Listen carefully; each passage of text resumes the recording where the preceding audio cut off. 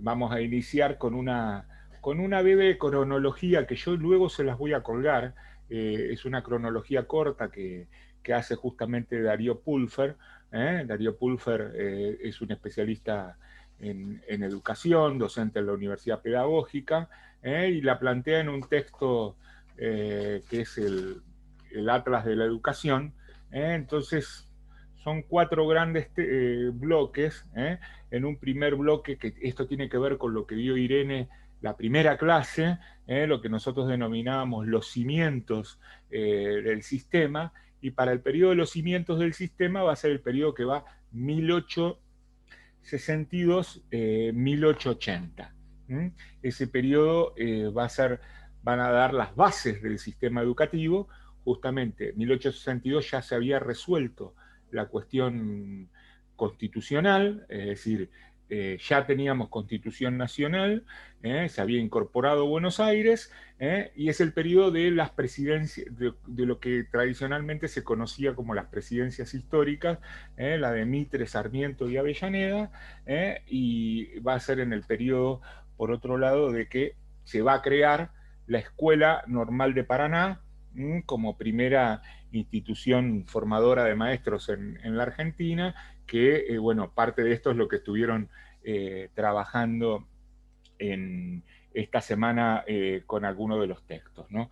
Y por otro lado va a ser en este periodo de los cimientos también la experiencia de Sarmiento a cargo de el sistema educativo bonaerense.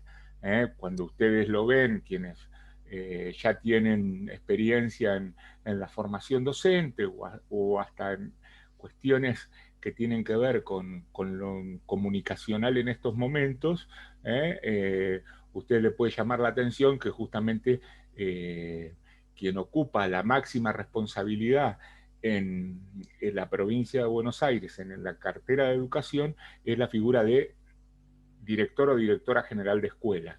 No dice ministro de educación, porque justamente ahí está esa matriz de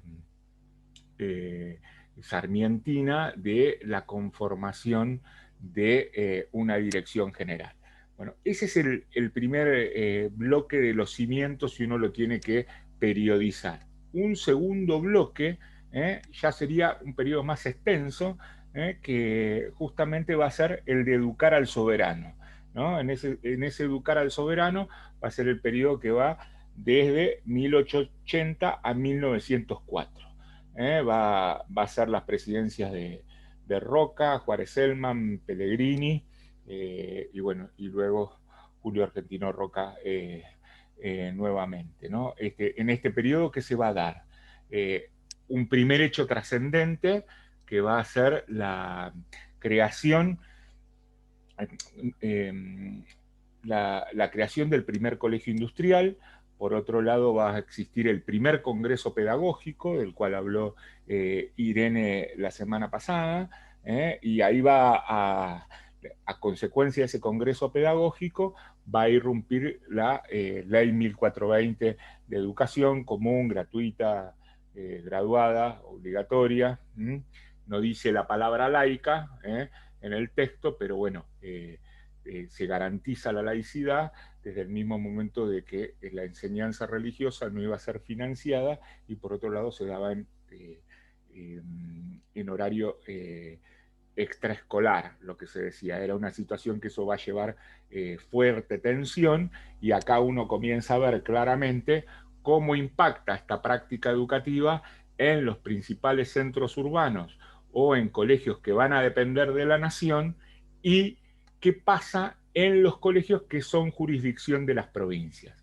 Eso lo había planteado Irene la semana pasada, con la propia Constitución planteando que es una obligación de las provincias justamente la enseñanza primaria en ese sentido.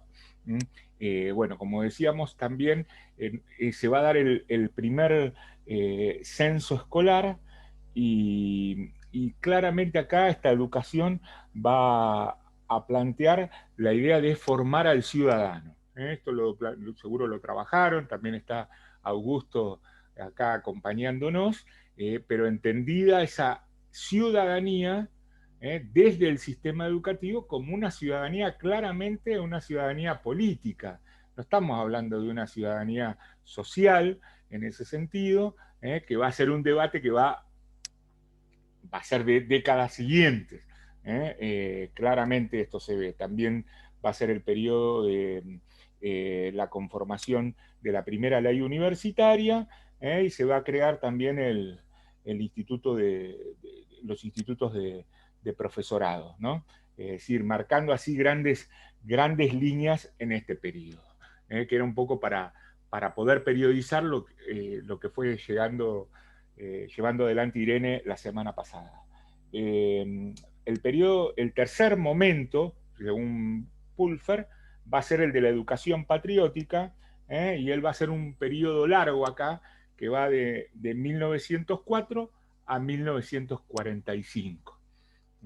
Es decir, va a llegar hasta los orígenes del peronismo, pero en el medio de eso está la irrupción de los gobiernos radicales por el sufragio popular, es decir, universal, entendido solamente para varones en ese momento, y después el periodo del 30 al 45.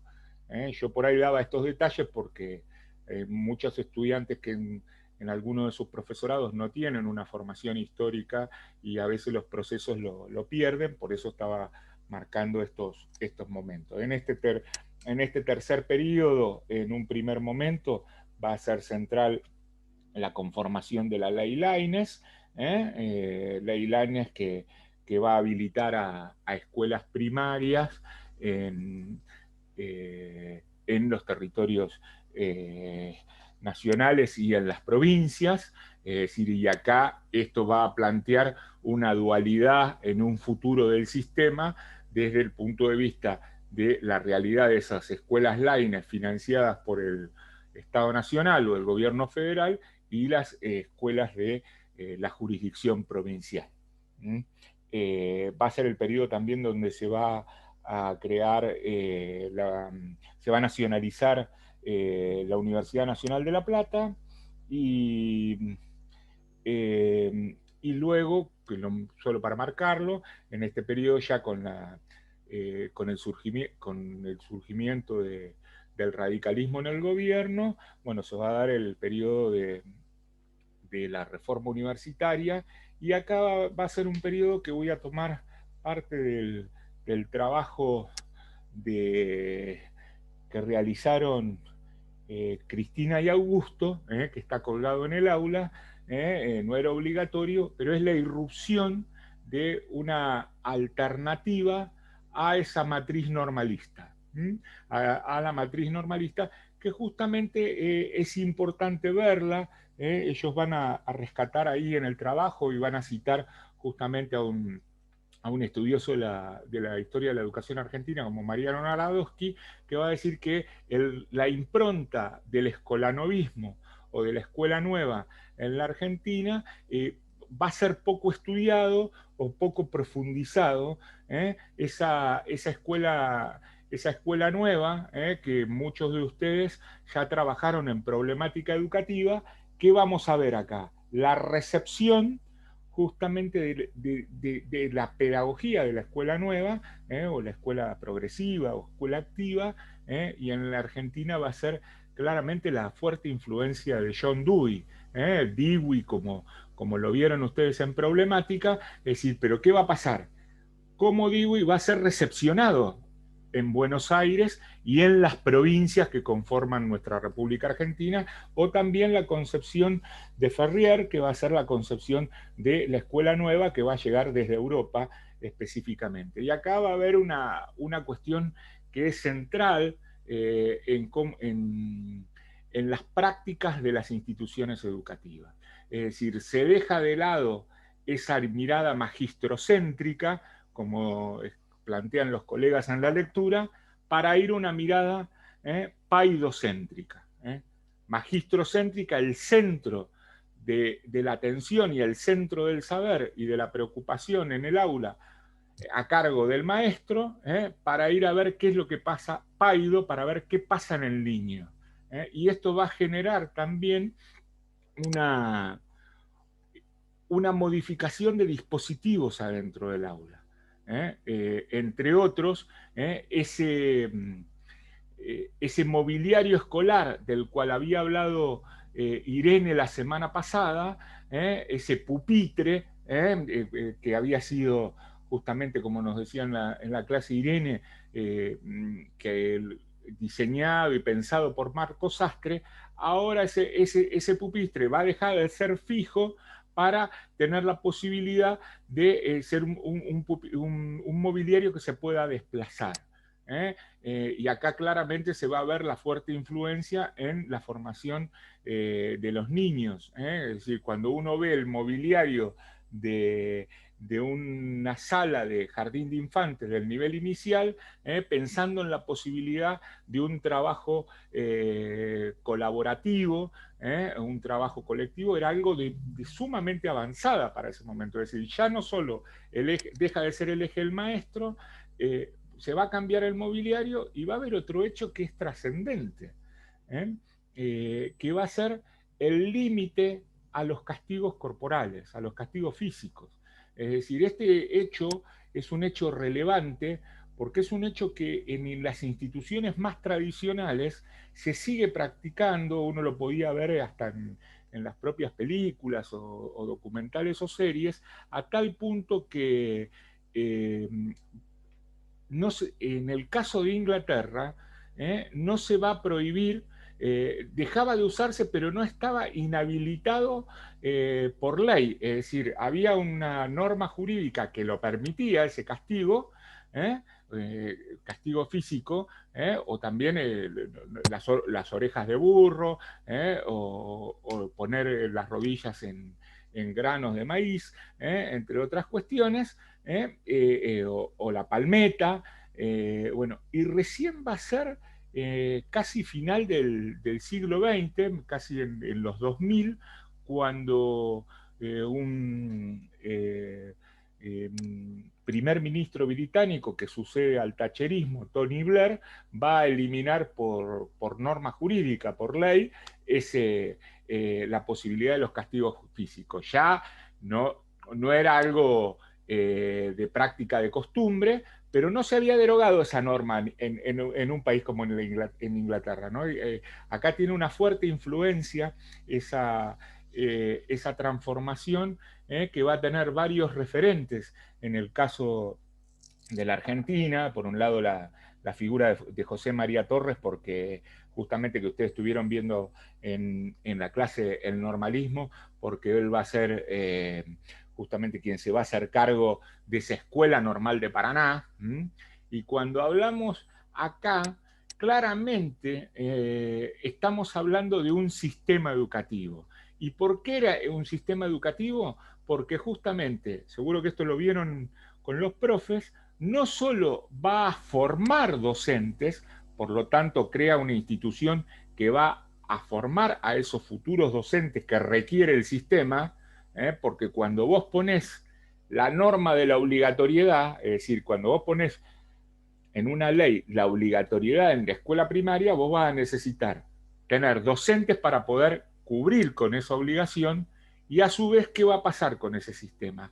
Va a tener que tener pensado qué tipo de instituciones, qué tipo de escuelas. Por lo tanto, el Estado ahí va a armar un área de infraestructura escolar, la Dirección Nacional de Arquitectura Escolar, donde se van a pensar justamente esas escuelas, denominadas en algún momento escuelas palacios, que uno cuando va a diferentes localidades, o también lo pueden ciudades, o en el caso de nuestra propia ciudad lo podemos ver, son edificios que en general ocupan una manzana. Claramente esto se veía luego también se va a ver con la irrupción de los colegios nacionales, los colegios nacionales secundarios. Es decir, está pensado como escuela ese lugar, donde, bueno, por otro lado van a existir conformaciones de un tipo de institución donde nos va a marcar, digamos, sobre qué lugares son espacios donde van a ser espacios comunes, qué espacios son espacios para los estudiantes y qué espacios son espacios para los docentes. Esto nos va a marcar claramente. ¿Por qué yo marcaba estas cuestiones? Y acá hay otra figura importante dentro de los impulsores de la escuela nueva, que también ustedes tienen de haberlo trabajado seguramente en problemática, la experiencia de las hermanas Cosettini, en la Escuela Serena, digamos, la Escuela de Rosario, una escuela en una zona popular de Rosario, y donde, bueno, justamente ellas van a llevar adelante toda esta experiencia del escolanovismo, la enseñanza del arte, musicalizar los recreos, es decir, va a poner en tensión esta práctica, ese dispositivo campana, donde, como veíamos, esa escuela de la modernidad que nos marcaba el inicio y el fin de la jornada escolar, asociado también a cómo va a ser el mundo industrial, el mundo del trabajo, con un inicio y con un fin. Acá, digamos, justamente se planteaba que ese recreo era un recreo en el cual se pasaba música, es decir, cómo se enseñaba, la enseñanza de las clases de la biología, justamente va a ser justamente con salidas, lo que en la biografía estudiantil de ustedes van a ser en un futuro lecciones, paseos. Es decir, para ese momento, imagínense ustedes, 1920, 1920, 1930, era absolutamente de avanzada en ese sentido, ¿no? 1940, esa posibilidad de enseñar con el arte, por otro lado, de enseñanza en áreas para ese momento, es decir, dos docentes trabajando juntos dentro de un espacio. Bueno, eso nos va a marcar una fuerte impronta de progresismo dentro de este colectivo de los docentes que adhieren al escolanovismo, y cómo se interpretan ellos también, más allá de ser críticos al positivismo normalista, sí reivindican el lugar de la escuela laica, porque acá comienza a haber una fuerte tensión entre los sectores conservadores, o la impronta del conservadurismo católico y el nacionalismo, que va a irrumpir justamente primero en la zona de Córdoba, en lo que en el texto va a denominar la reacción estatal a la crisis de expansión, y luego claramente esa reacción nacionalista se va a expresar en un momento político claro, que va a ser en 1930. Este es un hecho importante en 1930, porque va a ser el primer golpe de Estado que se va a dar en la Argentina contemporánea, y justamente los sectores del nacionalismo católico van a acceder a la administración del sistema educativo, que, entre otros, la impronta que va a llevar adelante Fresco como gobernador de la provincia de Buenos Aires, va a ser de un fuerte nacionalismo, es decir, y el disciplinamiento de los cuerpos en este sentido, la enseñanza de la educación física, en un contexto, 1930, en un contexto donde los valores de la democracia representativa y liberal se encontraban en crisis, ¿no? Se encontraban en crisis por una crisis económica que había afectado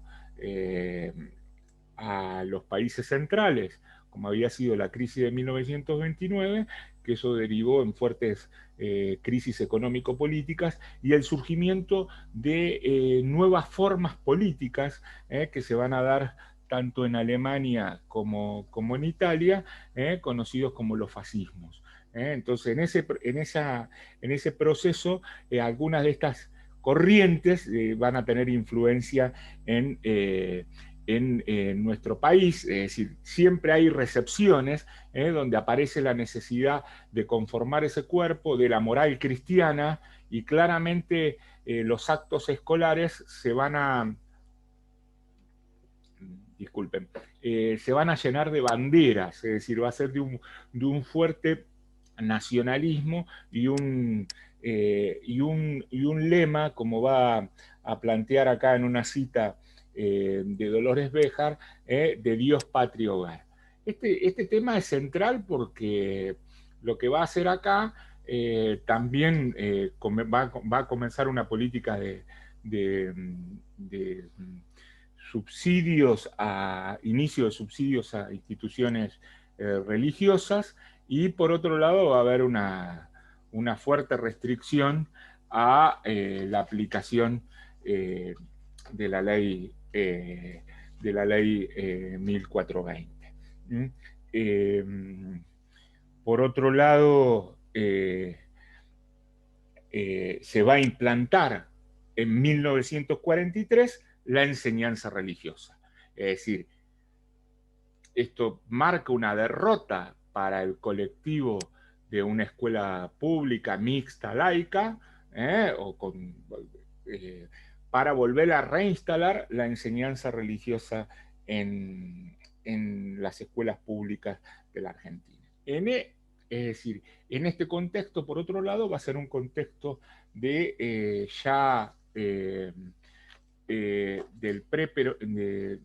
del previo al peronismo en este sentido, y se va a dar un proceso ya de industrialización, de inicios de políticas de industrialización en la Argentina y de fuertes migraciones, migraciones internas de las provincias del interior que van a venir a conformar lo que va a ser el gran conglomerado urbano por fuera de Buenos Aires, en lo que se conoce hoy como Gran Buenos Aires, y otro lugar de gran conglomerado que se va a expandir en ese momento va a ser justamente la zona de Rosario, en este sentido, ¿no? Entonces nosotros tenemos acá que se va a iniciar, por otro lado, un proceso de industrialización. Una industrialización que claramente se consolida a partir de la llegada del peronismo, es decir, con el, el triunfo en las elecciones del 24 de febrero de 1946 del general Juan Domingo Perón. Es decir, pero esa previa de cómo llega Perón a ser elegido por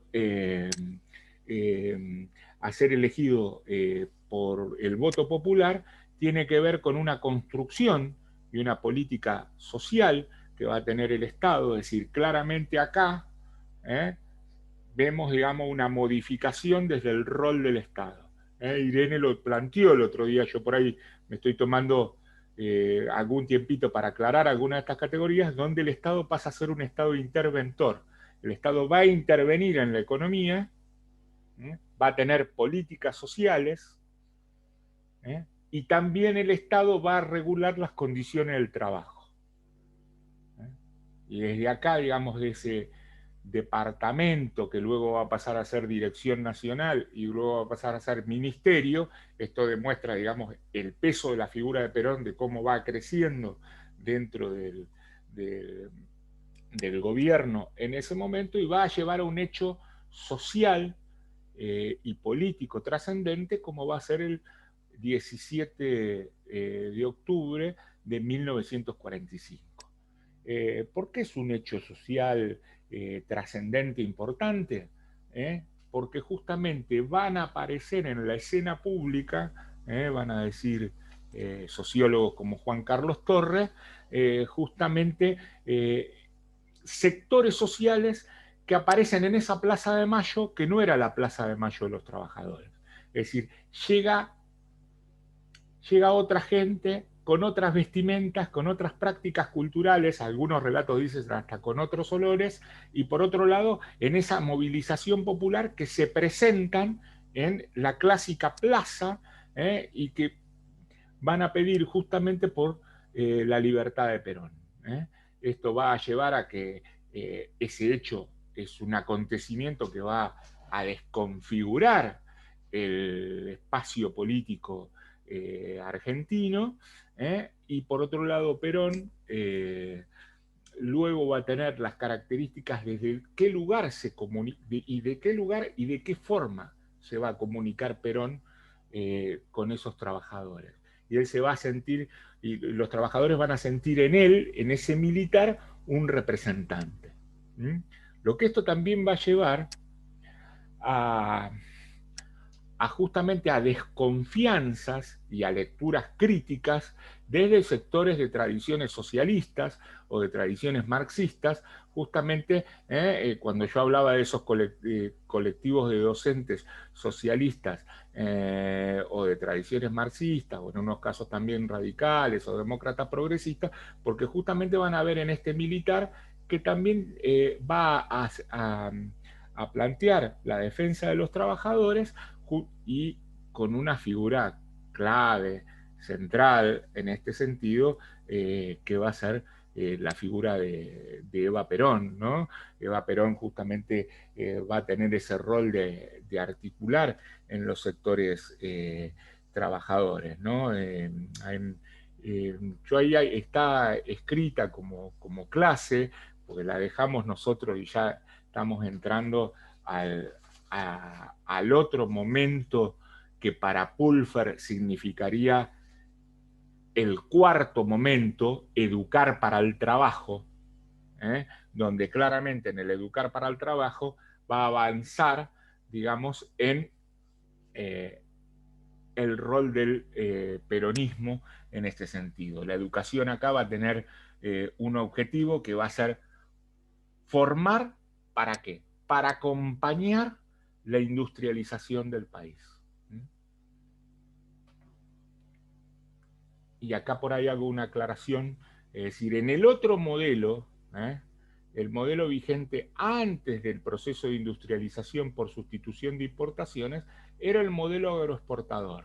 Ese modelo agroexportador que se había consolidado a partir de 1880, claramente, desde 1860 empieza una consolidación ese modelo con la conformación del alambrado, luego se van a consolidar las estancias, luego la producción ganadera y la producción agrícola en este sentido, donde la Argentina produce materias primas y a su vez va a recibir bienes elaborados.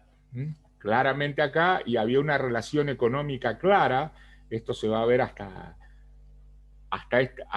la irrupción de la década del 40, clara entre la comercialización de Argentina con Gran Bretaña. Ese modelo agroexportador va a ser funcional.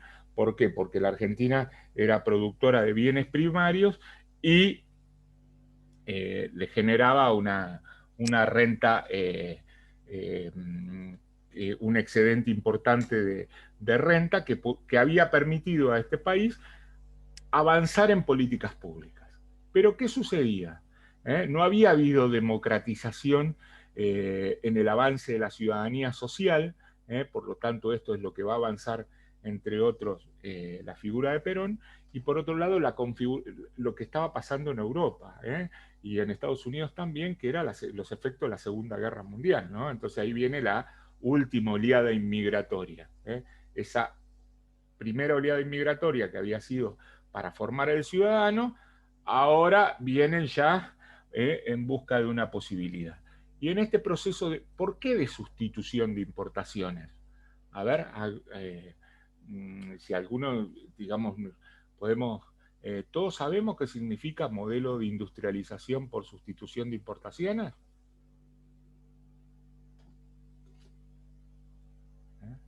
¿Alguno lo recuerda? ¿O alguna? Justamente lo que... Inevitablemente, al no, por un tema de la guerra, tuvimos que sustituir la tecnología que ya no nos llegaba de esa época. Perfecto. Y esa industrialización por sustitución de importaciones, que como yo dije, empieza a tener algunas cuestiones de intervencionismo en la economía, ya con la conformación del Banco Central, las juntas reguladores, la Junta Reguladora de Granos, ahora va a fomentar justamente a través de políticas de subsidios la producción de bienes, de bienes de consumo. y que de lo que hoy ustedes conoceríamos como la línea de blanco.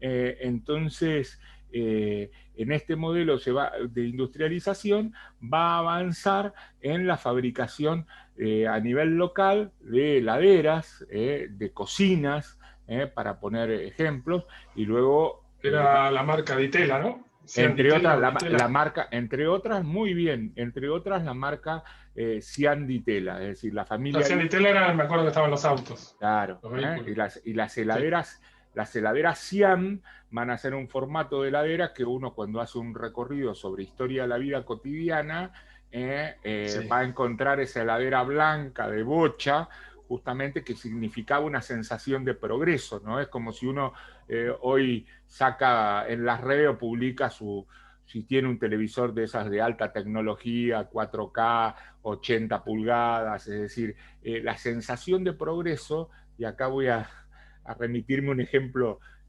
cotidiano, esto lo podían hacer, lo van a hacer esos inmigrantes italianos o los inmigrantes españoles que habían venido luego de la Guerra Civil Española. Entonces, cuando hacían una reunión familiar, le mandaban a sus familiares allá a Italia o España, y se sacaban una foto donde se pudiera ver la heladera, porque claramente eso significaba una sensación de progreso, de avance, daba cierto estatus ese sentido, ¿no? Y bueno, y acá tiene que ver, cuando Irene hablábamos la semana pasada, en la primera clase de los teóricos, pero ustedes ya lo habían visto desde con el texto de Tiramonti en ese recorrido que va haciendo, es decir, que ahora el sistema educativo requería, va a tener unos nuevos desafíos. Y acá nos podemos hacer algunas preguntas, porque para el modelo agroexportador uno no necesitaba mano de obra tan calificada. Entonces ahí, con una instrucción básica de esa escuela primaria, que supieran las operaciones básicas y a su vez también tenía que ver en esa conformación de esa ciudadanía política, es decir, construirle a ese inmigrante un relato histórico, un relato que le dé un sentido de patria y por qué ser argentino, más que nada a sus hijos, y bueno, y justamente en esa formación, pero ¿qué pasaba?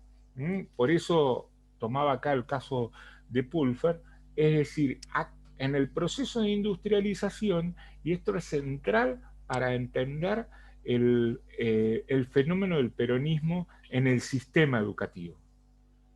Es decir, si yo necesito operarios para trabajar en esas fábricas que van a desarrollar, como decía acá Pablo, heladeras, necesito para hacer cocinas, para hacer en un futuro batidoras, licuadoras, y llegar a un automóvil o avanzar hasta en máquinas, en maquinaria agrícola, requiero que una conformación de ciudadanos con mayor capacitación.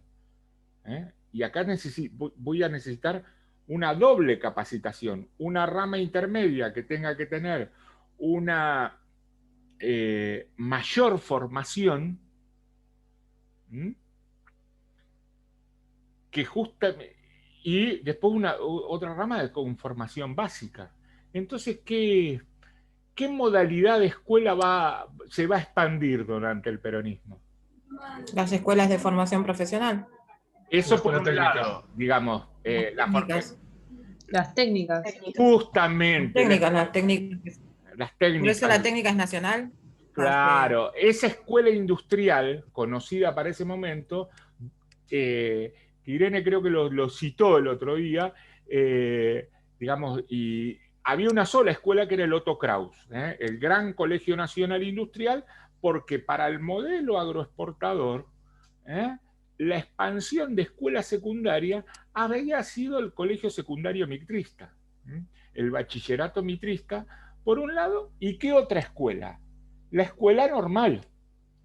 Esa escuela normal que estuvieron trabajando con con Zoe, con Cristina, con Augusto, formaba docentes, formaba ciudadanos, y ese bachillerato que conformaba también ¿para qué? Para los estudios universitarios. Claramente la gente iba al bachiller en gran parte para seguir para los estudios universitarios, pero acá requería, la escuela comercial era muy chica, con el peronismo se va a masificar, porque lo que daba más prestigio era ser bachiller, es decir, la institución de prestigio,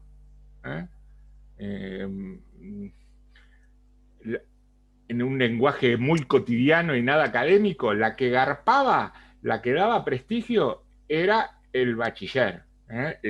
Entonces uno ve el Nacional Buenos Aires, esos colegios, que eran los conformadores de la clase dirigente en la Argentina.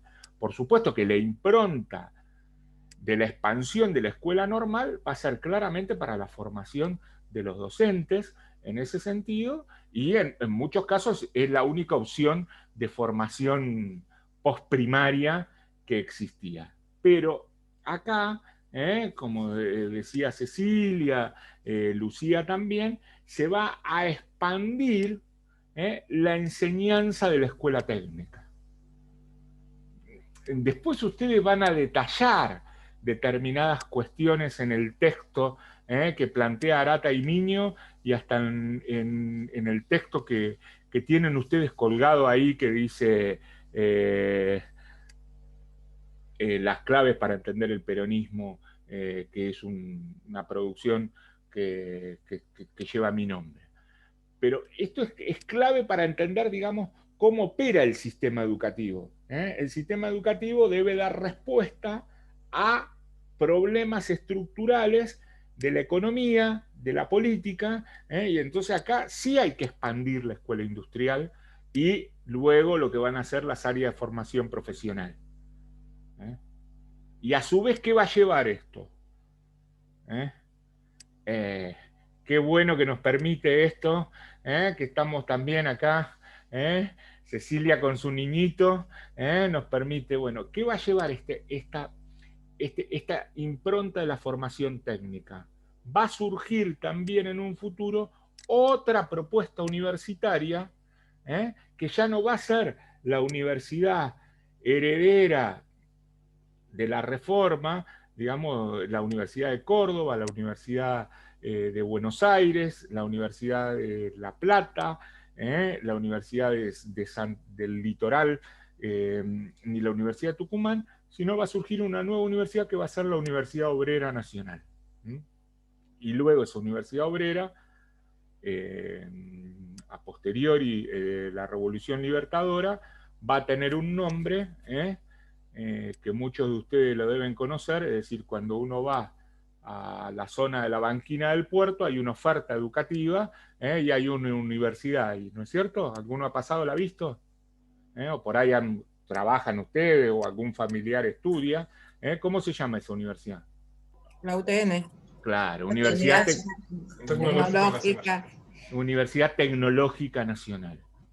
Pero ya el primer nombre que nos está planteando es Universidad Obrera. Es decir, esto tiene un perfil absolutamente distinto y su oferta va a ser una oferta diferente, no es la de las carreras que hoy nosotros decimos que tradicionales, ni la enseñanza del contador público, ni la enseñanza de la arquitectura, ni la enseñanza de la medicina, ni la enseñanza del derecho, es decir, la abogacía, sino justamente en la línea de las ingenierías, y en la conformación de técnicos con mayor grado de especialización. ¿Para qué? Para que justamente puedan tener cuadros en el sistema productivo.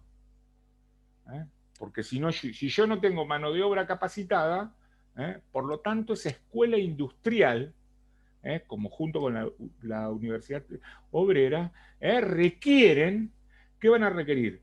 Mucha disponibilidad de dinero, mucho aporte presupuestario, porque son instituciones que requieren mucha infraestructura. ¿Les parece que tengo razón en lo que estoy diciendo? Cristina me dice que sí, pero no, ustedes... Yo estaba pensando que es interesante rastrear la historia de la familia, ¿no? Así, haciendo una especie de entrevista a la familia, a los abuelos, a los, no sé, los que tienen la suerte de tener bisabuelos, o que les cuenten la historia de las ocupaciones, ¿no? Y uno va viendo un paralelo con esta explosión que significó el peronismo en cuanto a la industrialización, al ascenso social, a lo que significó la llegada de electrodomésticos a los hogares, ¿no? Porque pensemos que antes de las heladeras, las casas, para enfriar usaban hielo, barras de hielo, y no es tan lejano.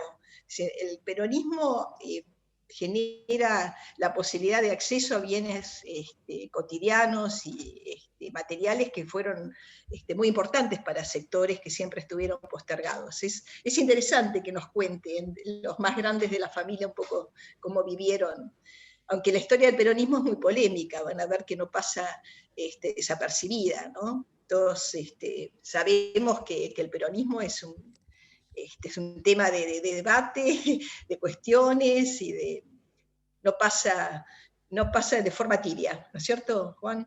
No, justamente, primero pasa a ser que en el propio texto de Arata ustedes lo van a tener, pasa a ser el caso más estudiado desde las ciencias sociales, no solo en nuestro país, sino que va a ser un objeto de estudio en este sentido de especialistas, cientistas sociales a nivel mundial.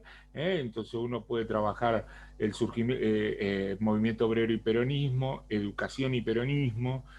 Y yo no me estoy remitiendo acá a lo más tensionado que tiene la relación del peronismo dentro del sistema educativo en un nivel que nosotros no profundizamos, que es en el nivel universitario, porque ahí hay un choque de tradiciones que bueno, que van y que se va a seguir configurando luego en lo que van a ser las tradiciones reformistas, las tradiciones no reformistas. Pero justamente esto va a marcar, como decía Cristina, y si ustedes por ahí, este ejemplo que yo a veces les doy, porque bueno, podían hablar con la abuela de ustedes que decía, yo orgullosa, soy maestra normal, también ustedes van a encontrar que por ahí en ese abuelo, que fue a la escuela industrial y fue el primer técnico, donde va a ser un maestro mayor de obras que va a construir casas, o un maestro electrónico o electromecánico para ese momento,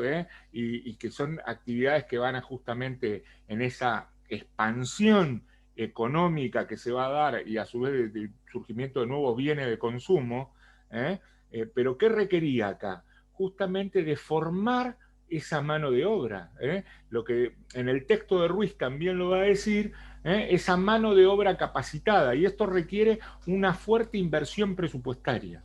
Es decir, la escuela, como hago un paréntesis, como Irene el otro día dio un ejemplo que dijo, los jardines maternales son muy caros, cuando dijo esto debería ser la política para este momento como acción concreta para empezar a superar la pobreza, la posibilidad de mejores políticas de inclusión, es decir, construir una modalidad y que esa modalidad alcance un desarrollo territorial de una escuela secundaria. Volvemos a insistir, y en el texto lo van a ver a ustedes, una modalidad de escuela secundaria que no es obligatoria y que por otro lado no tiene ley la escuela secundaria. Va a haber después reforma que va a tener el peronismo, pero esa escuela que requiere, por ahí algunos de ustedes, alguno va pasado por la escuela industrial, una escuela de la modalidad técnica, la formación técnica, y es una escuela que tiene una doble jornada, una extensión de la jornada horaria. ¿Y qué significa esto? Miren, este Juanjo que está inventando que yo entraba a las 8 de la mañana a la escuela y me iba a las 4 de la tarde. Pero ¿qué significa esto para el sistema educativo? Yo estoy mirándolo desde lo macro ahora. Que ese edificio no tenía contraturno. ¿Se entienden? Por eso requiere, porque uno por ahí fue a una escuela donde a la mañana era una escuela y a la tarde era otra.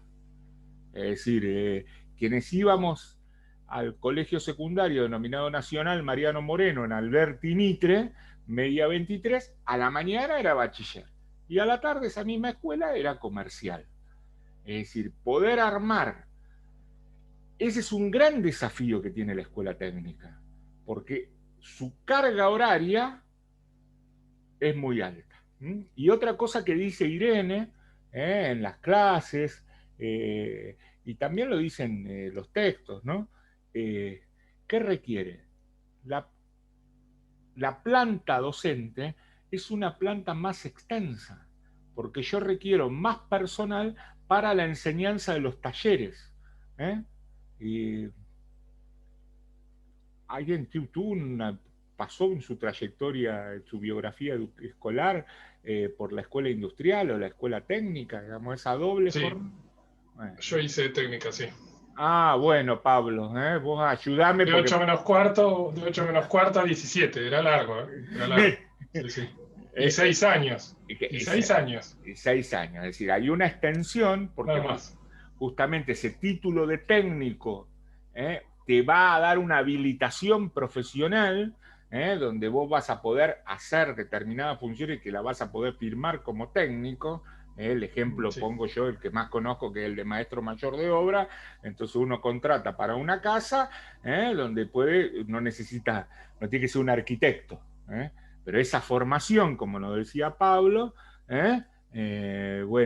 Susana nos cuenta acá de la Escuela Técnica del Puerto, en 12 de octubre y Hacha, la escuela técnica de la ciudad, el clásico industrial de Alberti y 14 de julio, y luego van a surgir, que era una escuela justamente que dependía de la Nación. Hago este avance porque después, cuando segundo parcial, vamos a ver qué pasa con esas escuelas nacionales.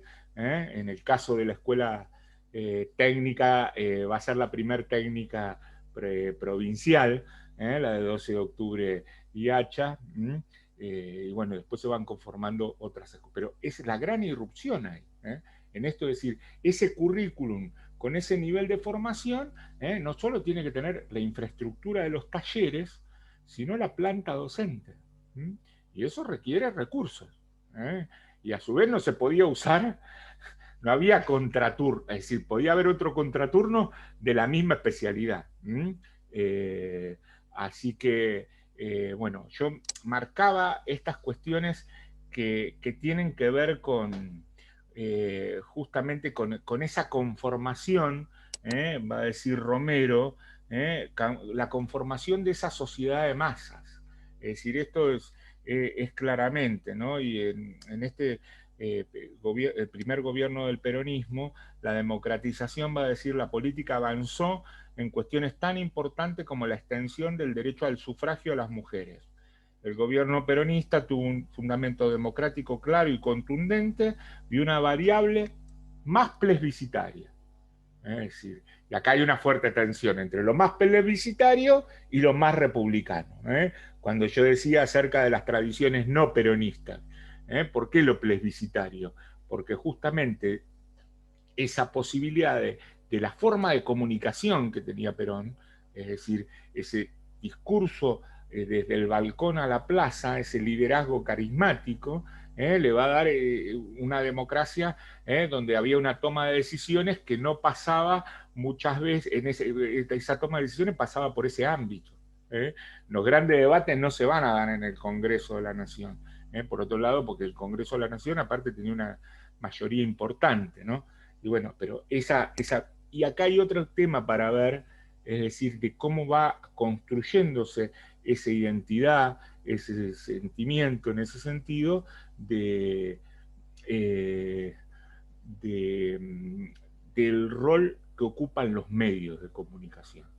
Claramente en ese momento es el tiempo de la radio, y hay otro hecho que ahí Cristina nos decía acerca de la política social, y esto también se puede ver en las historias de familia, es decir, cómo va a llegar justamente muchas veces esa máquina de coser, que va a ser justamente uno de los principios de la política del justicialismo, esa idea de justicia social, donde llega esa máquina de coser, que pasa a ser también un espacio de autonomía, porque era generador de ingresos para ese momento para una mujer.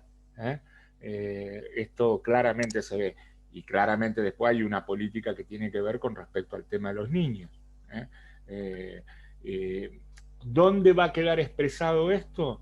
En una nueva constitución nacional, que va a ser la constitución de 1949, cuando, que se expresa en el constitucionalismo social, que lo había nombrado Irene la semana pasada. Cuando Irene hablaba justamente de los derechos sociales, ¿se acuerdan? Bueno, los derechos sociales y los derechos de segunda generación, ¿es por qué? Porque los derechos de primera generación eran los derechos civiles, y los derechos políticos. Estos derechos de segunda generación van a garantizar las condiciones de los trabajadores y van a garantizar también a determinados grupos, como van a ser los niños, la infancia, y van a generar los derechos de la ancianidad en ese momento, hoy llamados personas mayores. Y a su vez ahí va a haber una política social que va a tener que ver con ¿qué? Con el turismo. Entonces van a surgir un turismo social que se va a expresar en, nosotros lo vemos si nosotros tomamos la ruta 11 antes de llegar a Miramar, a mitad de camino entre Mar del Plata entre el centro de Mar del Plata y Miramar, encontramos unos edificios que nos llaman la atención, ¿no? No solo en la residencia, también está la residencia presidencial, y al lado de la residencia presidencial están los hoteles de Chapatmalal. ¿Sí?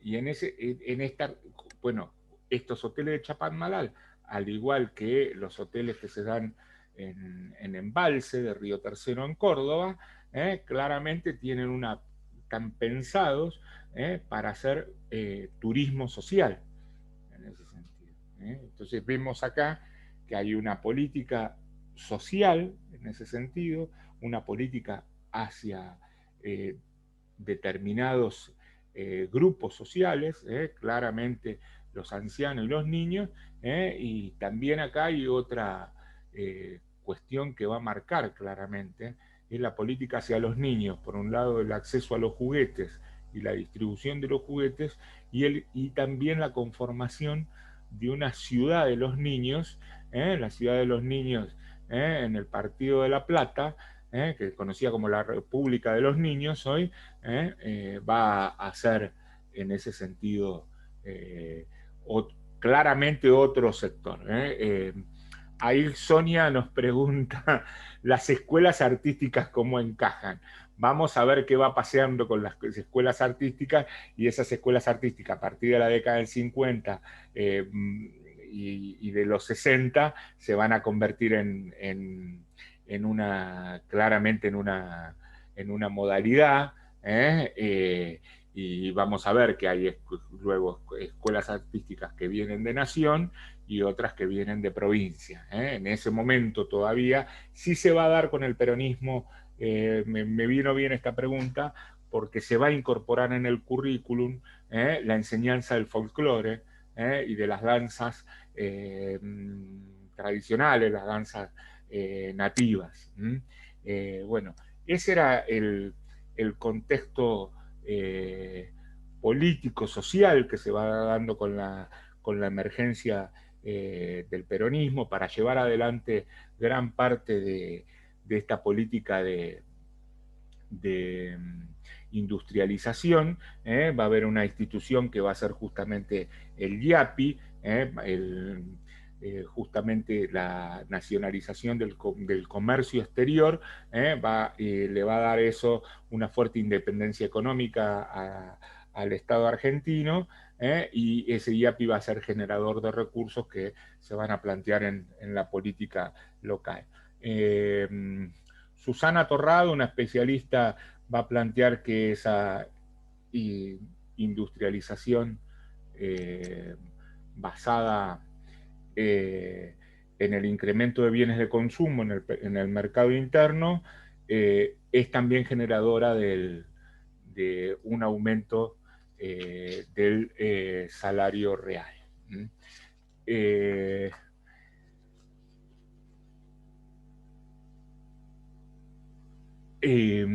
Acá también van a plantear esta cuestión de que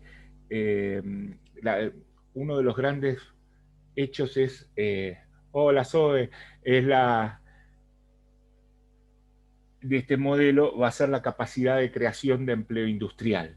Entonces decíamos, se crea ese empleo industrial y por lo tanto tiene que haber un sistema educativo que conforme, reitero esto, la formación y la capacitación en un futuro de ese trabajador. Y después vamos a ver la experiencia de las escuelas fábricas, que son otro de los hechos trascendentes que se van a dar en este primer peronismo. En el análisis de Arata y Miño va a plantear algunas cuestiones, ¿no? En la relación Estado, sociedad y política. Arata y Mariño, en el texto del 2013, ese texto que van a trabajar también en los prácticos, sobre las interpretaciones historiográficas bajo el primer peronismo. Es decir, como decía Cristina, ese peronismo que genera un fuerte debate, una fuerte tensión, va a generar un fuerte debate acerca de interpretaciones historiográficas. Una interpretación va a ser que lo va a considerar una interpretación crítica justamente como una máquina de adoctrinamiento y la definición de una pedagogía exacerbada. Ahí hay una línea de interpretación que justamente va a trabajar un sector de los manuales. Después, otra línea de interpretación va a definir al peronismo y las políticas educativas como un modo singular de procesar y articular las demandas y las necesidades de la sociedad civil. Y otra línea de interpretación va a ser la formación del mundo del trabajo. Unos interpretaron que el circuito de educación técnico-profesional, lo que veníamos hablando y lo que decía Cecilia recién, fue un modo de democratizar el acceso. Y una mirada crítica con respecto a interpretación va a decir que refuerza la segmentación educativa. Cuando hablábamos de segmentación la semana pasada. Ruiz en el texto va a decir la expansión fue una de las características salientes. Asimismo fueron redefinidos los alcances del derecho a la educación. El currículum vigente fue criticado por las autoridades educativas, es decir, que era tipificado como enciclopédico, como abstracto y sin articulación con el mundo del trabajo. Mientras que el peronismo lo va a enmarcar claramente en un proyecto de corte antipositivista y con estrecha vinculación con los ámbitos formativos y del trabajo. Es decir, esto lo que va a marcar es que acá una diferenciación en esta expansión con el modelo educativo tradicional. ¿Queda claro esto? Es decir, acá hay una ruptura en la matriz fundamental, en la matriz fundacional del sistema y la consolidación, y en esta expansión hay una ruptura de esa matriz. Es decir, claramente era criticado por los propios funcionarios, el carácter enciclopédico, el carácter abstracto, y que decía que no tenía ninguna vinculación con el mundo del trabajo. Esto va a ser central en ese sentido, porque por supuesto que acá también va a haber tensiones. Lo que Arata y Mariño lo van a ver como las impugnaciones, y la cuestión de la religiosidad adentro del sistema educativo va a ser una tensión con quién, con un sector del colectivo docente. Es decir, esa tradición, ¿por qué yo fui a indagar en ese texto que hicieron Cristina y Augusto, en esa tradición docente que venía del escolanovismo? Entonces ese colectivo docente, esto lo va a marcar en el texto también Adriana Puigros, que no es un texto obligatorio, es decir, entonces, y esa va a ser una tensión hasta dentro de quienes van a ser los funcionarios educativos del peronismo, es decir, la tensión entre los sectores con influencia del escolanovismo y aquellos que venían del nacionalismo católico, que tenía fuerte influencia en este contexto. Por eso yo había hablado de ese contexto internacional y el antecedente que tenía, ¿no? Pero bueno, acá lo que vemos es alguna continuidad y elementos nuevos para el sistema educativo.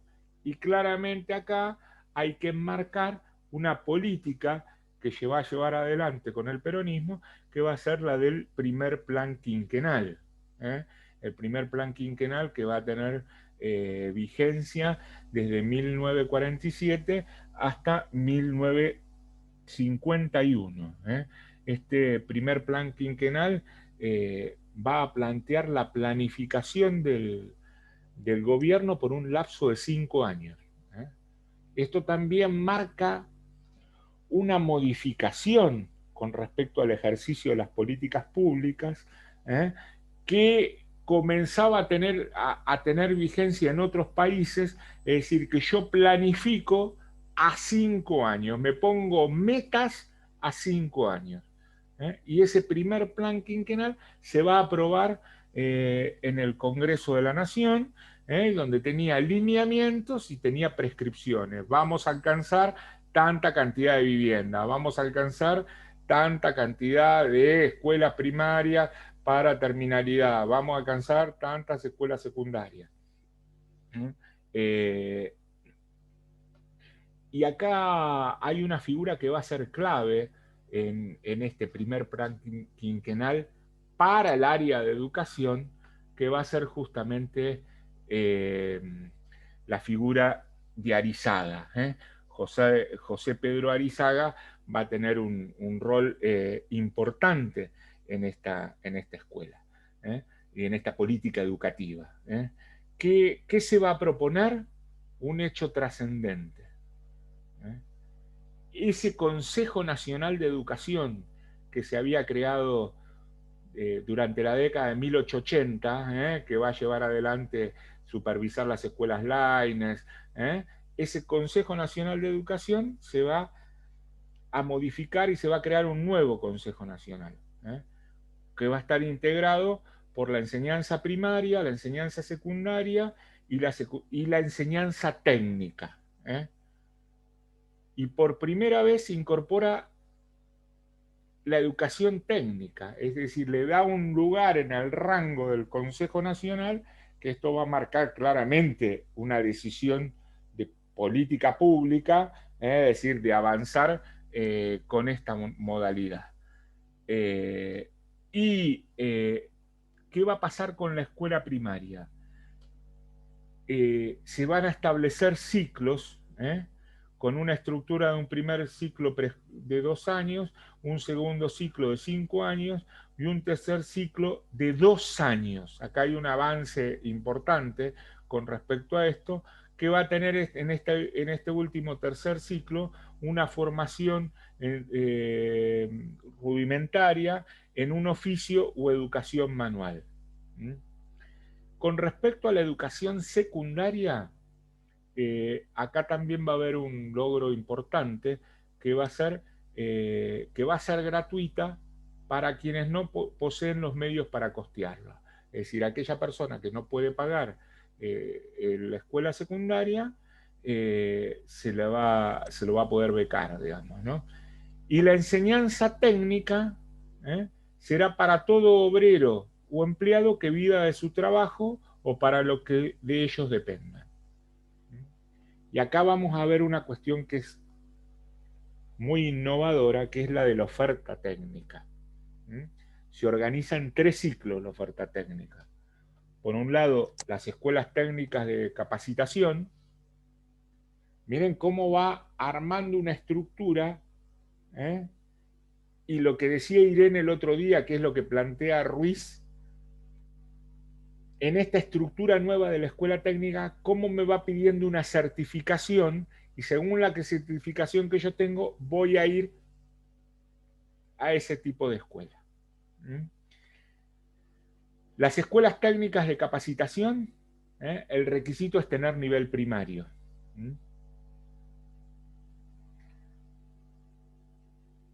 Las escuelas técnicas de perfeccionamiento, yo ya tengo que tener primario completo y certificado de capacitación. Y las escuelas técnicas superiores, acá me van a plantear que tengo que tener los estudios secundarios. Vemos claramente cómo se va estructurando esa escuela técnica. ¿Queda claro? Luego se va a sancionar el segundo plan quinquenal, donde va a comprender la escuela primaria, la escuela básica, una escuela media básica de 3 años, lo que comúnmente se iba a llamar después el ciclo básico, y contemplaba un área de cultura de contenidos humanistas y una que tenía que ver con las vocaciones. Y después el ciclo de enseñanza media especial, que era la diversificación que iba a tener la escuela secundaria. Este segundo plan quinquenal justamente es el que va a quedar trunco en parte por el golpe de Estado de la Revolución Libertadora de 1955.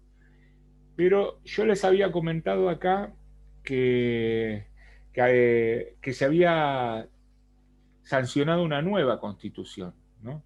Es decir, este modelo político, económico, social debía tener un nuevo ordenamiento jurídico y va a ser la sanción de la Constitución de 1949, pero en esa sanción de la Constitución del 49 no se van a modificar los artículos 5 y 14.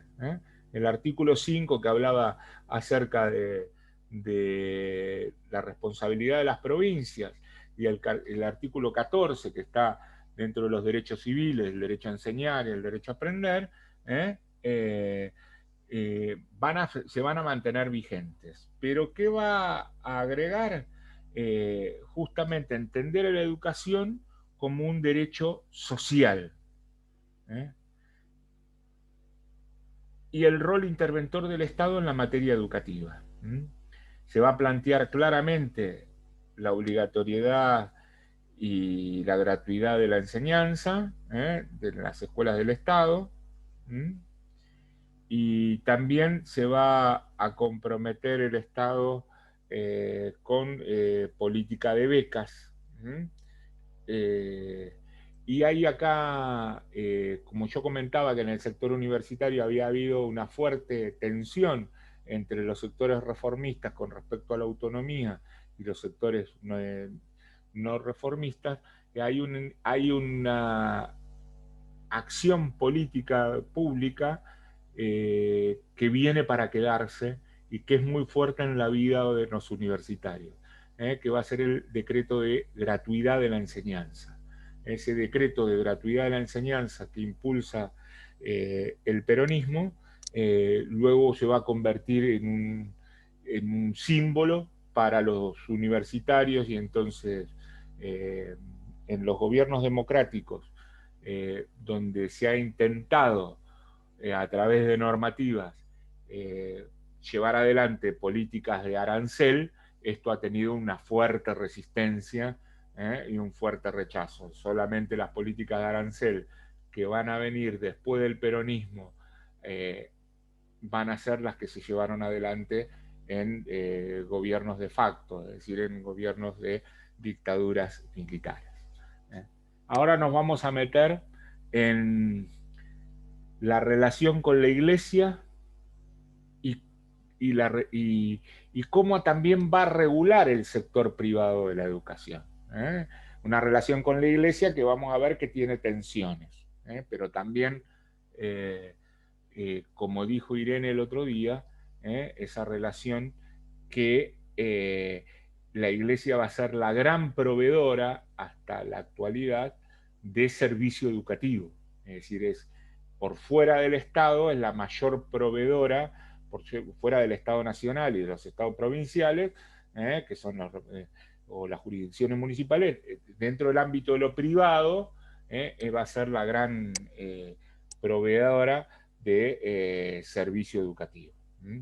Y acá hay lo que Arata y Mariño va a marcar claramente, es la tensión y en esa impugnación con la enseñanza religiosa, porque en 1947 se va a ratificar por ley el decreto de 1943 acerca de la enseñanza religiosa en escuelas primarias, postprimarias y secundarias. Pero, ¿qué va a pasar?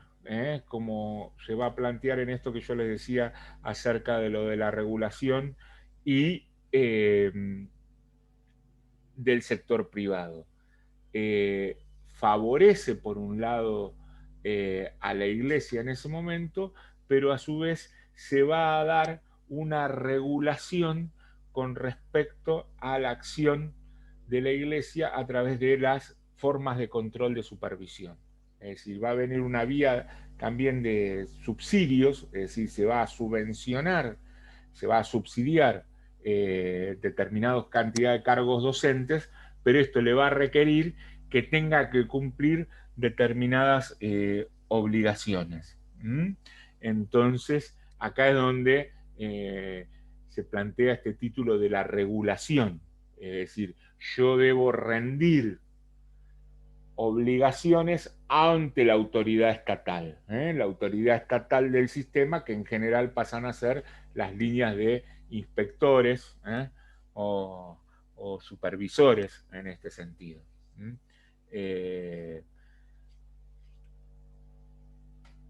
Por otro lado,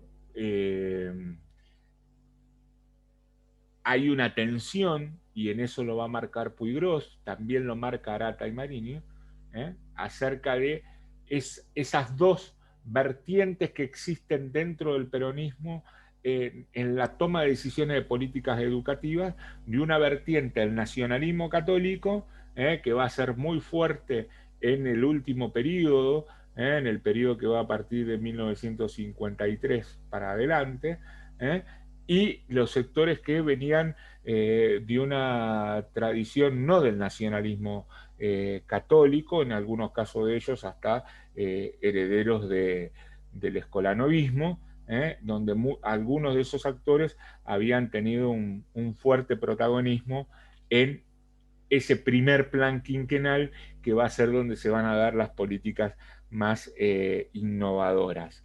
Se va a establecer el estatuto del docente de establecimientos privados. Esto es un hecho trascendente para el momento, es decir, se conforma un estatuto del docente de establecimientos privados. Entonces, bueno, se les va a requerir acá algo que era de avanzada para el momento, y a ustedes les puede llamar la atención, era que tengan títulos habilitantes para el ejercicio de la docencia. Acá nos está acompañando Zoe, y todavía, hasta hace algunos años, todavía había personas que no tenían títulos habilitantes en su momento y habían hecho toda su carrera. Un ejemplo, un bioquímico, esto se podía ver mucho en las localidades, en los poblados más pequeños, en las ciudades, los pueblos más pequeños, es decir, donde quedaba director del colegio secundario, un bioquímico, un veterinario de un colegio, estoy hablando de un colegio con una conformación de lo que era un colegio bachiller o de un colegio comercial. Es decir, bueno, acá se les va a pedir justamente idoneidad o en algunos casos tener título, y por otro lado, ¿qué va a tener este estatuto? algo que luego el Estatuto del 58 lo va a sostener hasta ahora y que siempre es una tensión, la estabilidad en el cargo. Esto va a ser nuevo y luego en la docencia en la Argentina se va a plantear a través del Estatuto del Docente de 1958, es decir, que el docente cuando se titulariza tiene estabilidad en el cargo. Es decir, esto es un tema importante en ese sentido. Y también en este estatuto va a plantear el tipo de remuneración. Y miren qué interesante para verlo, ¿no? Uno, cuando veamos después en la segunda parte de la política de los 90, podemos ver la diferencia. Acaba de decir que le pone un piso en ese estatuto del docente privado. El salario de ese docente privado no puede ser menos que el 60% de lo que gana un docente de la escuela pública. Miren ustedes, es decir, lo que esto le está poniendo es que le está garantizando un piso a ese docente de escuela privada.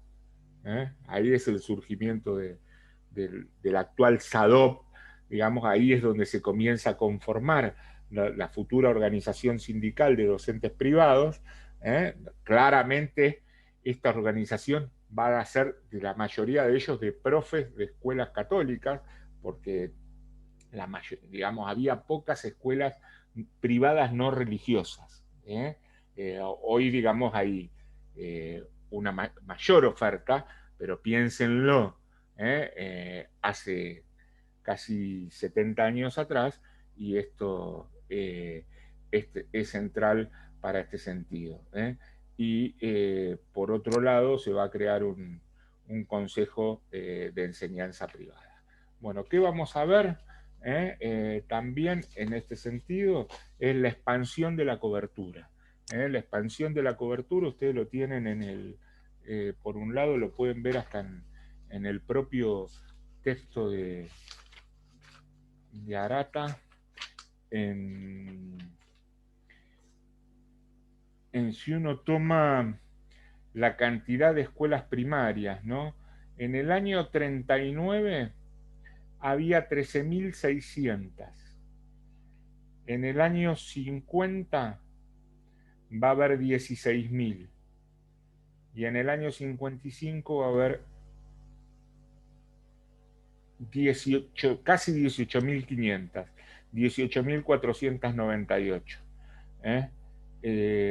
Y si vemos la cantidad de alumnos en esos periodos de 16 años, es decir, va buscando datos, se va a ir a 6 años antes de la llegada de Perón a la presidencia, pasa de 1.940.000 alumnos a 2.800.000. Miren el crecimiento exponencial que tiene en la cantidad de alumnos, la cobertura. Que acá hay un hecho que va a ser trascendente para ver, que va a ser la expansión de la escuela primaria en contextos rurales, por fuera de los principales centros urbanos. Es decir, cuando uno veía la expansión del sistema educativo que va desde 1880 a 1930, esa escuela primaria se expande, pero ¿qué sucede? En los centros urbanos, con fuerte presencia en los centros urbanos y prácticamente poco servicio en escuelas rurales, es decir, en contextos por fuera de las ciudades.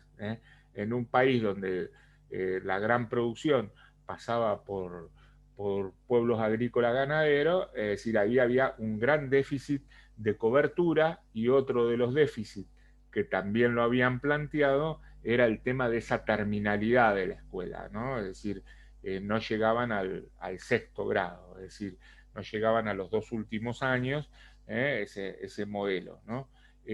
Por otro lado, las grandes reformas curriculares implementadas van a ser la reforma en el periodo de Adizaga, en ese plan de escuelas primarias. y desde el punto de vista de la formación del magisterio, acá hay otra ruptura con respecto a la tradición de la lógica del normalismo positivista, que justamente ¿qué le va a plantear? La formación práctica. Es decir, esto, cuando veíamos continuidades y rupturas, la formación práctica va a plantear ahí una fuerte ruptura como carácter distintivo y relevante de los docentes. La escuela secundaria va a reformar parte de sus planes de estudios con una crítica al enciclopedismo, especialmente en la escuela comercial. Lo que no va a poder tocar en general, y en esto también lo marcará Arata, y la primera que lo va a marcar va a ser Adriana Puiggrós, es la matriz dura, estructural, de ese bachillerato mitrista. Ese bachillerato mitrista, es decir, ese bachillerato que se había impulsado desde los colegios nacionales, no lo va a poder tocar. Sí que va a surgir unas nuevas ofertas. Y esta oferta, ¿dónde va a venir? En la educación para o en el trabajo. Esto va a ser otro de los temas importantes. Se va a crear la Dirección General de Enseñanza Técnica, la DIGET, y entonces, bueno, en esta dirección va a estar toda la oferta de las escuelas industriales de la nación, integrada por los 3 ciclos: el de la capacitación, el del perfeccionamiento y el de la especialización. Improntas académicas del peronismo, en este sentido, coinciden en sostener la mayoría de los especialistas que el Estado asume un rol importante, y también promueve agentes particulares, como la Iglesia en este sentido, y también encuentra las nuevas demandas en la agenda de políticas públicas. Sí hay claramente una redefinición del derecho a la educación, y esto se ve en las orientaciones de la escuela primaria en ese sentido. Y para ir finalizando, voy a citar acá a Arata y Mariño, va a decir: el Estado peronista recuperó tradiciones pedagógicas y leyó herencias con una gran singularidad.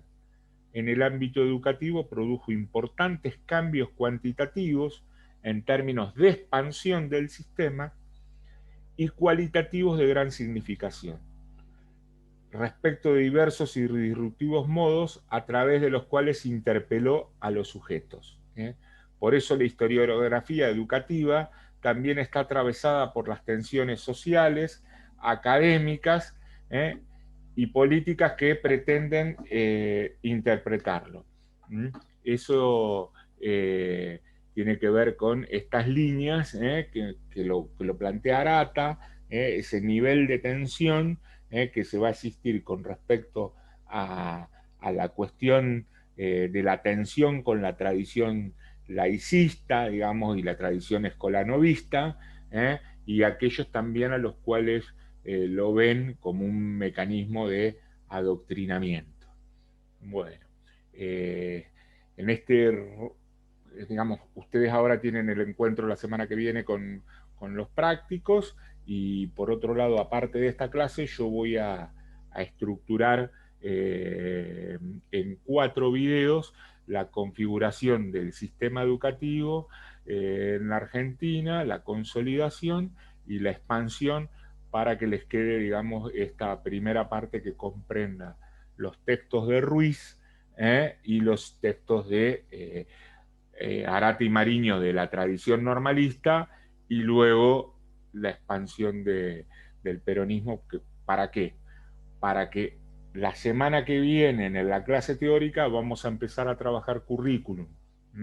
Entonces, bueno, habilitamos un espacio para preguntas, en este viaje recontra rápido, digamos, que hemos hecho, digamos, a pesar que en pandemia supuestamente hay restricciones, pero bueno, en 2 encuentros de teóricos con 3 encuentros de prácticos pasamos del surgimiento de la escuela moderna hasta la consolidación y la expansión del sistema educativo. Fui marcando así líneas centrales. Adelante. ¿Alguna pregunta?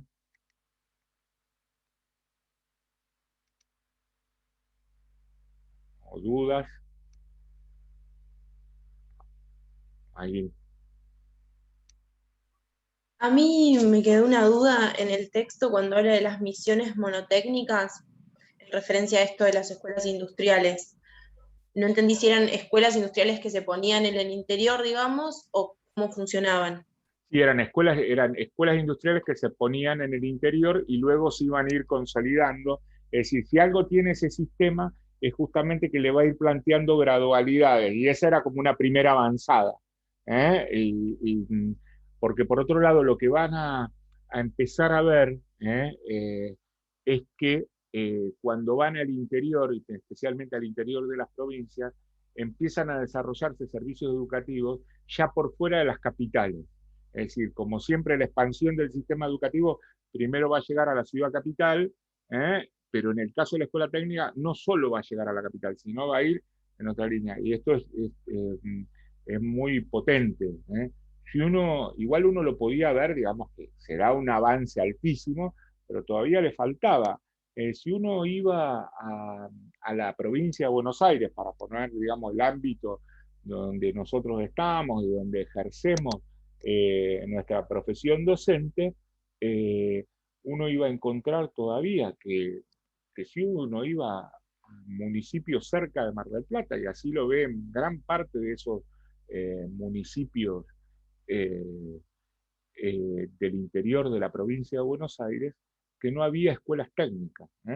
Bueno, Zoe, que digamos ella vive en el municipio de Mar Chiquita, acá al lado fue una fuerte demanda y que le dio respuesta en los últimos años recién, una fuerte demanda de todo el distrito de Mar Chiquita, tanto la parte mediterránea como la parte costera, de la posibilidad de que exista una escuela industrial, es decir, una escuela técnica.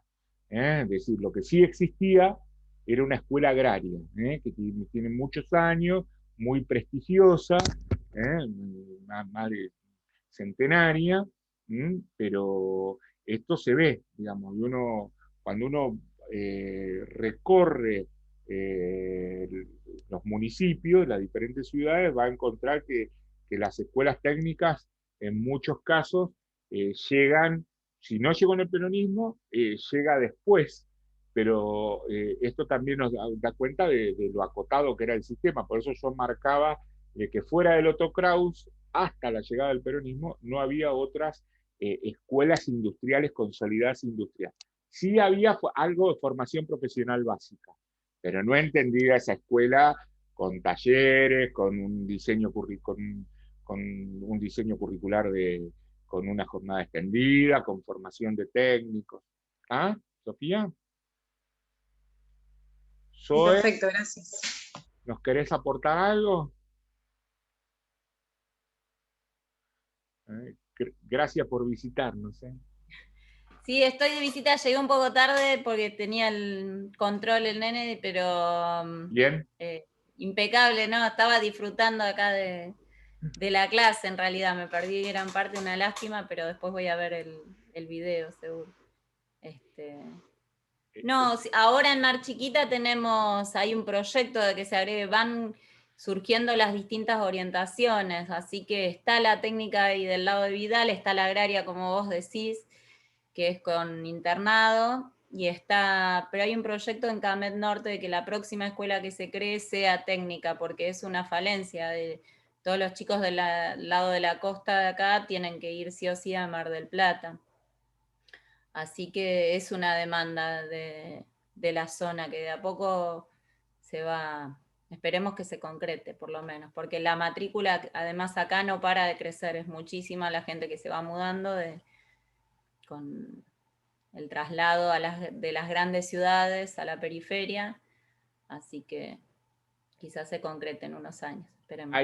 Ahí esto que dice Zoe, ¿no? Es decir, son los nuevos desafíos que tienen los sistemas educativos hoy, es decir, que por otro lado hay migraciones, y en este caso, digamos, un distrito en la cual yo he trabajado bastante tiempo, es decir, genera, digamos, la conformación de nuevos conglomerados urbanos, como es el crecimiento que tiene Camet Norte en los últimos 15 años. Entonces, bueno, tenía una fuerte demanda de un servicio de jardín del nivel inicial, es decir, que bueno, ahora se le ha podido dar respuesta en ese sentido, pero también estos son desafíos para el sistema porque también las otras localidades, digamos, en general, todos los sistemas educativos, y siempre ha sido un problema en nuestro país, es el déficit de infraestructura, porque es el déficit de mantenimiento. Es decir, digamos, todo edificio, si no tiene un presupuesto de mantenimiento, bueno, requiere ese desafío. Entonces, cuando vos planteás otro edificio, bueno, también hay tensiones dentro del propio sistema en los cuadros intermedios para la toma de decisiones, ¿no? Pero esto de lo que planteaba, miren ustedes, esto de lo que planteaba Zoe, ¿no? Es decir, bueno, la futura demanda es de la escuela técnica, y es real. ¿Por qué? Porque hoy también, ya no solo de quienes vienen de Buenos Aires o del AMBA, como hoy hablamos tanto del AMBA, que pasa a ser la costa una opción, sino también es una opción, y ha sido una opción para los sub 40 o las parejas jóvenes, en ese sentido, de poder acceder a, digamos, a una vivienda. La vivienda. Claro, en Playa Dorada, Santa Elena, Camet Norte y el propio Santa Clara, digamos, o Cobo, digamos, porque esto también, la calidad de vida, el acceso, bueno, entonces le ponen en un desafío al sistema, ¿no? Entonces ver, digamos, miren lo que está demandando hoy, es lo mismo sucedía cuando, si nosotros miramos el mapa escolar de Mar del Plata, era el déficit de ofertas educativas en horario matutino, después, digamos, de Champañá para allá si tomábamos Luro, ¿no? Es decir, ¿por qué? ¿Por qué yo digo en horario matutino?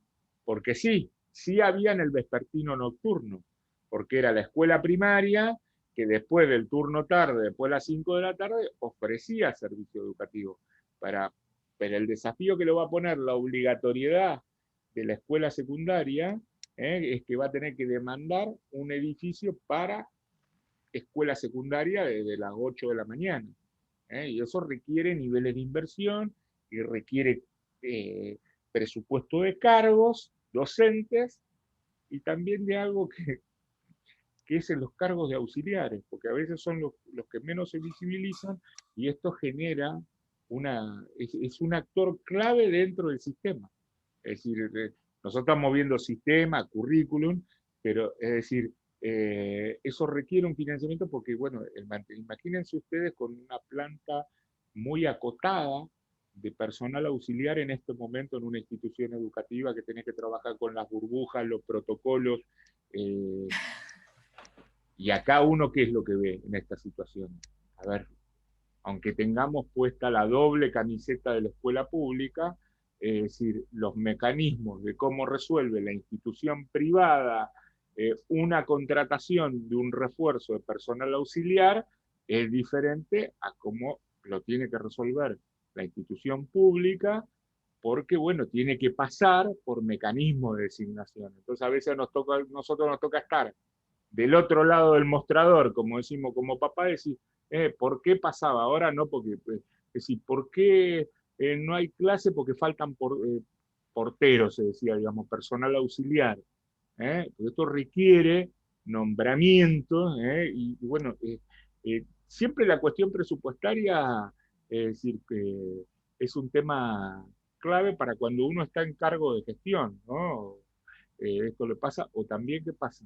No hay renovación de ese docente, de ese personal auxiliar. Entonces, el desgaste físico por el tipo de tarea que hacen, hace que en determinado momento tenga un costo físico laboral, y entonces es lo que se conoce como tareas pasivas, es decir, hay algunas actividades que no las puede hacer porque su estado de salud no se lo permite.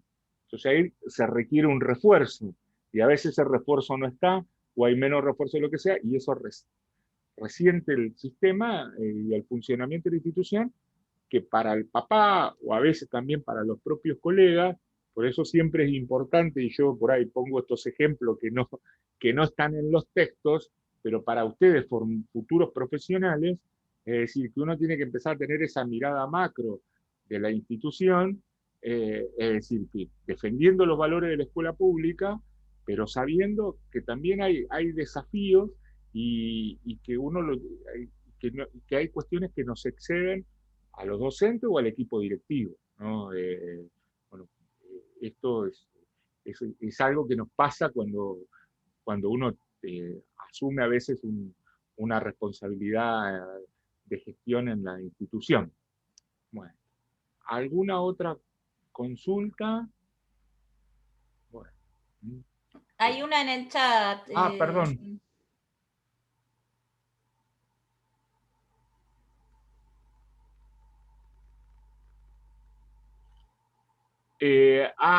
Lucía, si se considera relevante, hay una corriente historiográfica que justamente va a trabajar esta cuestión de las acciones que se van llevando adelante acerca de ver al sistema educativo en el gobierno peronista como un mecanismo de adoctrinamiento. Hay algunos trabajos con respecto a ello, es decir, entre otros, ponele cuando han seguido los libros de lectura, donde acá hay un trabajo de Catalina Weinerman en su momento, es decir, donde, y esto tiene así un fuerte giro, que va a ser el giro que está asociada también en el giro,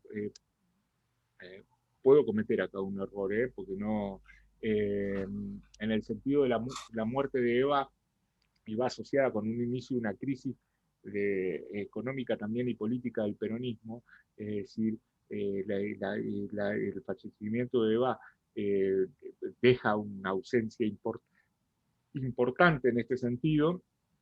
Y bueno, y ahí hay una fuerte influencia donde ese nacionalismo católico uno lo puede ver en los libros de lectura, ¿no? Y que por ahí a veces eso también, o tenemos los libros en nuestras casas, o a veces hacia las historias familiares, o a referencias, y ahí se va a dar también ese periodo de fuente control, justamente lo va a reconocer Adriano Puigros, que justamente con los últimos 2 años del Ministerio de Educación a cargo de Iván Isevich, es el exceso de ese nacionalismo católico, que bueno, va a ser esa misma figura, y ahí hay cesantías de docentes. Por eso, cuando Lucía lo planteaba, es decir, hay trabajos justamente que reconocen la expansión, pero ven esta cuestión de como mecanismo de adoctrinamiento, y hay trabajos hechos, varios de ellos en libros de lectura, de enseñanza primaria, esto se puede ver. Digamos, nosotros estamos tomando acá una perspectiva de expansión del sistema, siguiendo la línea, en parte de la línea de lo que plantea Arata y Mariño, y también esta consideración, Lucía, que vos decís, en algún momento la rescata, si no la minimiza, justamente uno de los trabajos de Ruiz, pero me parece que están en el capítulo que nosotros no estamos utilizando. Sí aparecen en la lectura que yo realicé como clase escrita, ahí está citado en ese sentido, y hay una corriente una línea de interpretación, por eso dice Arata Mariño, son las pujas. Nosotros estamos mirando, por eso, como tomamos esa categoría estructura académica, la fuimos utilizando esa categoría estructura académica para el origen del sistema, la consolidación, lo que era protosistema en su momento, y luego la expansión de ese sistema educativo, y acá en la expansión del sistema vemos cómo cruje esa matriz fundacional que se va a dar justamente en el peronismo por otro lado, porque hay otro sujeto a formar, que era la formación para el trabajo. Es decir, esa formación para la ciudadanía en el modelo agroexportador, ahora era la formación para el trabajo en el modelo industrial por sustitución de importación. Es decir, esa sustitución de importaciones, ¿qué va a significar? Eso no lo aclaré. Al mismo producto que se produce en la Argentina, si llega un producto de afuera, tiene una tasa, tiene un impuesto, una tasa arancelaria, entonces se fomenta la producción de lo local. Entonces, ¿yo qué hago ahí? Estoy subsidiando esta producción porque a la llegada de afuera le pongo un arancel. Es decir, un ejemplo, la cocina que viniera de afuera tenía un plus cuando pasaba por aduana del, estoy diciendo un número X, 50%.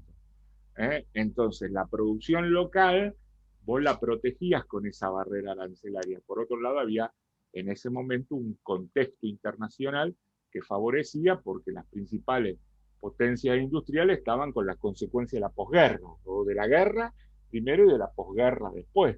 Es decir, donde uno podía ver los países que habían ganado y los países que habían perdido, las estructuras y sus ciudades habían quedado impactadas, salvo los Estados Unidos, porque no había sido con teatro de batalla, digamos, no hubo bombardeos al territorio americano específicamente, ¿no? Entonces eso le da esa posibilidad, y por eso también, es decir, cómo uno tiene que...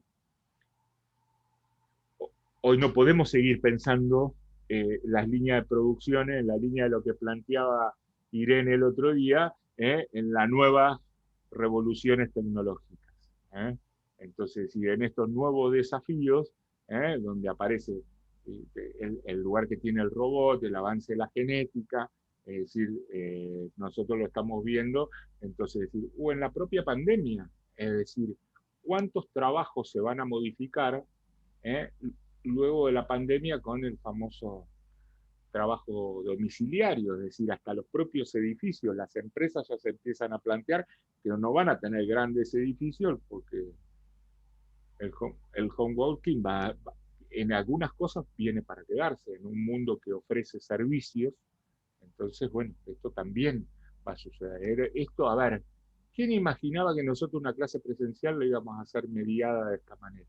Es decir, si estábamos en noviembre del 19, cuando terminamos el último cuatrimestre presencial, es decir, nosotros ahí habíamos trabajado el texto de Levi Yeyati, los estudiantes habían hecho un trabajo de campo acerca de ver cómo se modificaba la formación, qué desafíos tenía o qué tenía que tener un bioquímico con las nuevas tecnologías y si eso se expresaba en el currículum, para poner un ejemplo. Es decir, no, ni también imaginábamos que yo iba a dar una clase de los jueves por Zoom, y que a su vez el que no podía la grababa y la veía después. Y si alguno de ustedes tienen ganas de autoflagelarse, agarran y después van a sus casas y lo ponen en el canal de YouTube y dicen, bueno, no tengo sueño y lo escucho un ratito a Juan. Pero bueno, tienen otras opciones. Por suerte, siempre las tienen, pero bueno, espero, digamos, con esto, Lucía, que si alcancé con la respuesta.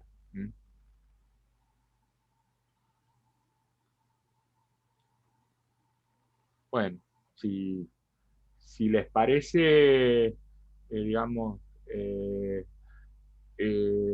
vamos, si no hay alguna otra pregunta más, yo durante el fin de semana voy a ir cargando los otros videos que les dije que eran videos de acompañamiento. Avancen, esto sí, avancen con las lecturas, porque nosotros ya la semana que viene, ustedes tienen el práctico sobre el tema peronismo, y ya después nosotros arrancamos el otro jueves con currículum, son 2 clases de currículum, y después se viene la evaluación. Es una evaluación que no es difícil, pero que requiere tener lectura y nivel de comprensión. Entonces, y eso a mí me lo da si yo pude trabajar el texto, lo tengo marcado, porque bueno, eso nos requiere otra producción, entonces vayan tratando de llevar al día las asignaturas, digamos. Este modelo tiene ventajas, digamos, y especialmente para las y los estudiantes que trabajan, es decir, porque uno no tiene que desplazarse hasta la facultad, pero lo que sí nos requiere es mucha disciplina.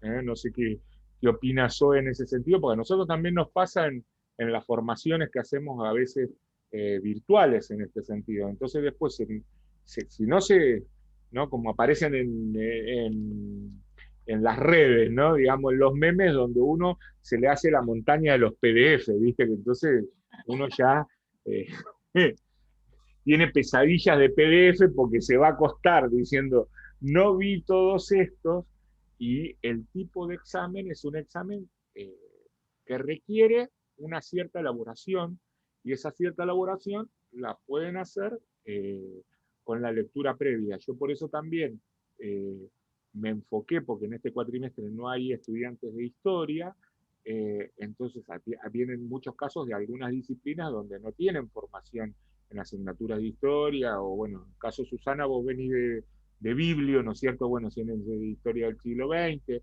nada más, pero digamos, entonces por eso yo traté de periodizar un poquito en bloques, digamos, no para la fecha, pero sí para ver los periodos asociados a los tiempos de los sistemas educativos. Así que bueno, esa sugerencia, y bueno, nos estamos viendo la semana que viene en los espacios de los prácticos, y el jueves en el espacio del teórico, ya que también nos va a acompañar Irene, para empezar a ver justamente el eje de currículum. Así que bueno,